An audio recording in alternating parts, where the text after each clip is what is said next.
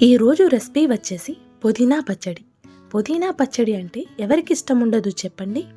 కాకపోతే ఎలా చేయాలో పర్ఫెక్ట్గా తెలియదు అనుకునే వాళ్ళలో మీరు కూడా ఒకరేనా? అలా అయితే ఈ వీడియో మీకోసమే. ఎక్కడా స్కిప్ చేయకుండా పూర్తి వీడియో చూడండి. Hi friends, welcome to Anfa kitchen fest.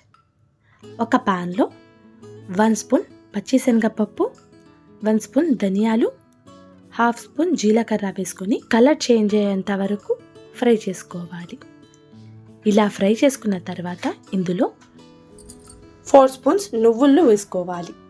మీరు ఈ ప్లేస్లో పల్లీలైనా వేసుకొని ఇలా కలుపుకొని స్టవ్ ఆఫ్ చేసుకుంటే సరిపోతుంది.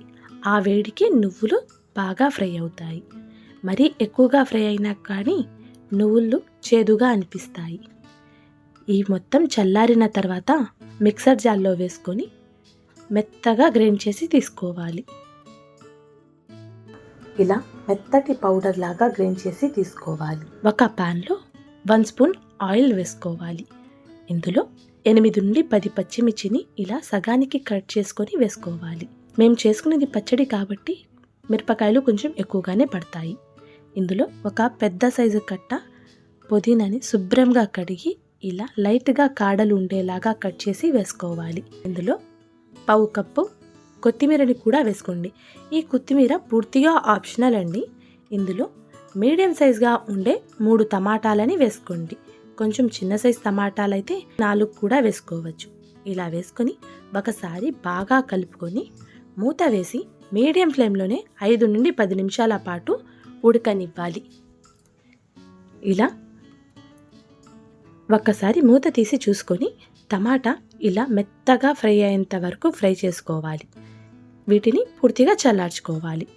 ముందుగానే గ్రైండ్ చేసుకున్న పప్పుల పొడిలో ఈ ఫ్రై చేసుకున్న పుదీనాని కూడా వేసుకోవాలి.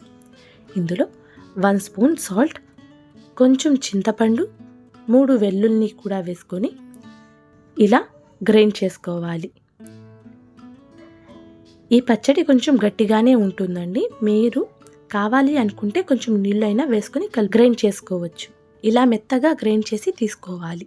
తాలింపు వేసుకుని కలుపుకుంటే ఎంతో టేస్టీ అయిన పుదీనా పచ్చడి అయితే చాలా సింపుల్గా రెడీ చేసుకోవచ్చు. ఈ రెసిపీ ట్రై చేసి ఎలా వచ్చిందో నాకు ఫీడ్బ్యాక్ కమెంట్స్ రూపంలో తెలియచేయండి.